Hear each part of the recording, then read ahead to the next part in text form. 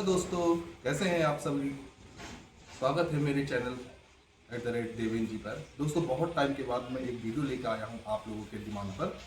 तो इसमें कुछ बातों की जानकारी मैं दूंगा आप लोगों को, जो आप लोग कमेंट में बता रहे थे कि सर थोड़ा इसके बारे में बताइए, कब पेपर होना है, इसका एग्ज़ाम वगैरह कैसे कैसे होगा, उसके बारे में मैं थोड़ा जानकारी लेकर आया हूँ। तो सबसे पहले दोस्तों मैं बात करता हूँ अपने टेक्निकल सब्जेक्ट के बारे में कि जो 10+2 अपना हेड कांस्टेबल कम्युनिकेशन है, उसमें जो अपना टेक्निकल का सब्जेक्ट है उसमें किस तरह के क्वेश्चन रहते हैं। तो आइए दोस्तों, मैं इसके बारे में आपको जानकारी देता हूँ। सबसे पहले जो इसकी तैयारी कर रहे हैं उसमें करीब आपके एग्जाम में 15 से 20 क्वेश्चन आपके कंप्यूटर के रहते हैं।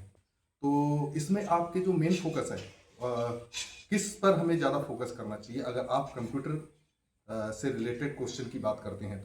तो सबसे पहले दोस्तों मैं बताता हूँ आपको, ऑपरेटिंग सिस्टम एक बहुत अच्छा टॉपिक है और एक ये सब्जेक्ट भी रहता है जब हम बीटेक वगैरह करते हैं। तो इसमें ऑपरेटिंग सिस्टम में आपका ओसाई मॉडल की 7 लेयर होती हैं, उसके बारे में आप जानकारी ले लेना। सारे के सारी जो लेयर हैं उनको डीपली पढ़ना है, क्योंकि उससे क्वेश्चन आना ही आना है।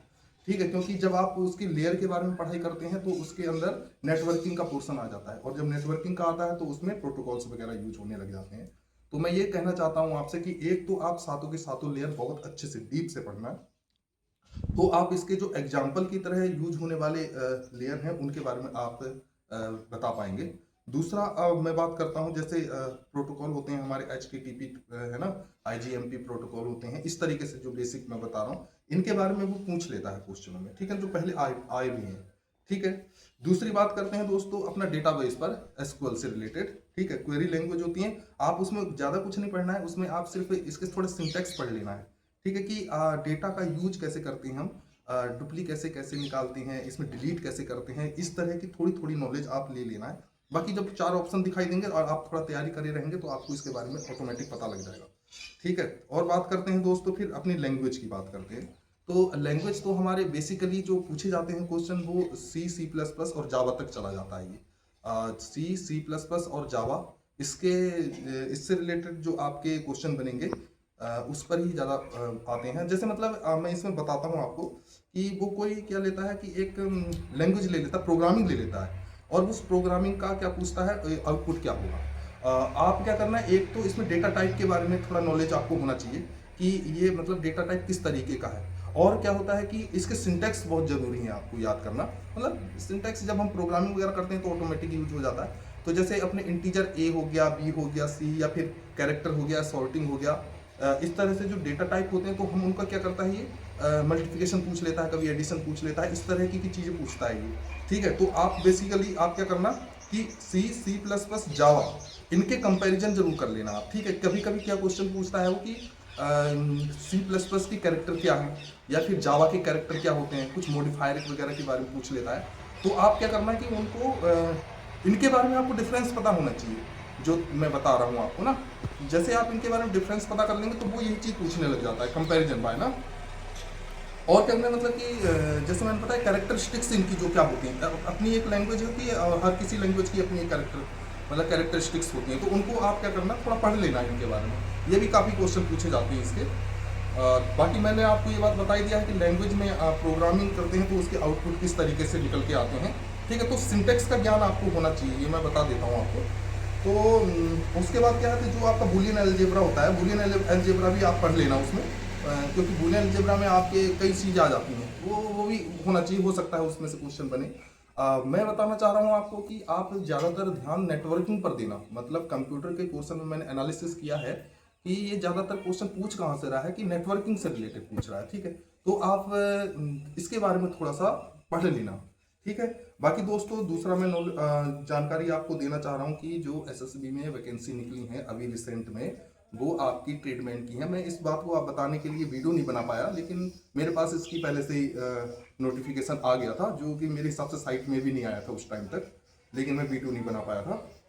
चलिए कोई बात नहीं, ट्रेडमैन की वैकेंसी अभी आ रखी है 50। उसमें आपके कोबलर हो गया, जैसे सफाई कर्मचारी हो गया, और वॉशरमैन हो गया, इस तरीके की जो वैकेंसी हैं वो आपकी रहती हैं। इसके इस जो फिजिकल स्टैंडर्ड हैं वो तो आप लोग नोटिफिकेशन में देख लीजिएगा।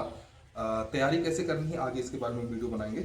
अच्छा दोस्तों, बहुत सारा कमेंट आ रहा था आपका कि फिजिकल के बारे में कि सर अपडेट बताइए कुछ, फिजिकल कब होगा, कैसे होगा। तो दोस्तों ये थोड़ा सा जो फिजिकल था वो थोड़ा सा डिले हो गया है आपका, और इसके बारे में भी मैं और जल्दी जानकारी देने वाला हूं आप लोगों को।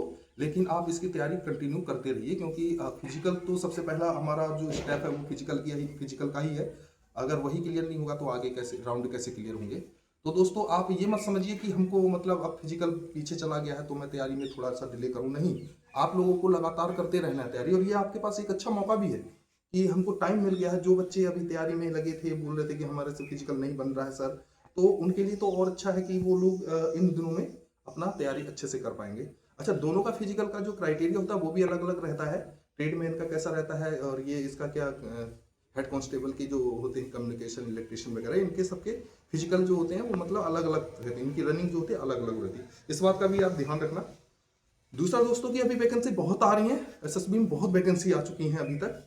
आप लोग लगातार भागों में तैयार करते रहिए, क्योंकि ये ऐसा है कि अगर यहाँ सिलेक्शन नहीं हो रहा है तो कहीं दूसरी जगह हो जाएगा, दूसरी जगह नहीं हो रहा है कि तीसरा अगर आप तैयारी करते रहेंगे तो इसका आपको कहीं भी कभी ना कभी फल मिलना ही मिलना है। दूसरा क्या है कि दोस्तों मैं आपको लगातार इसकी जानकारी देता रहूँगा। लोग बोल रहे थे आप लोग कि एसआई कम्युनिकेशन का डिटेल बता दीजिए कि उसकी जो टेक्निकल का सब्जेक्ट है उसके बारे में मैं अभी आपको एक वीडियो लेके आऊँगा, थोड़ा सा उसका डिटेल वीडियो लेके आऊँगा मैं, कि क्योंकि वो बहुत बहुत ब्रॉड एरिया है, टेक्निकल सब्जेक्ट बहुत ज़्यादा है उसका।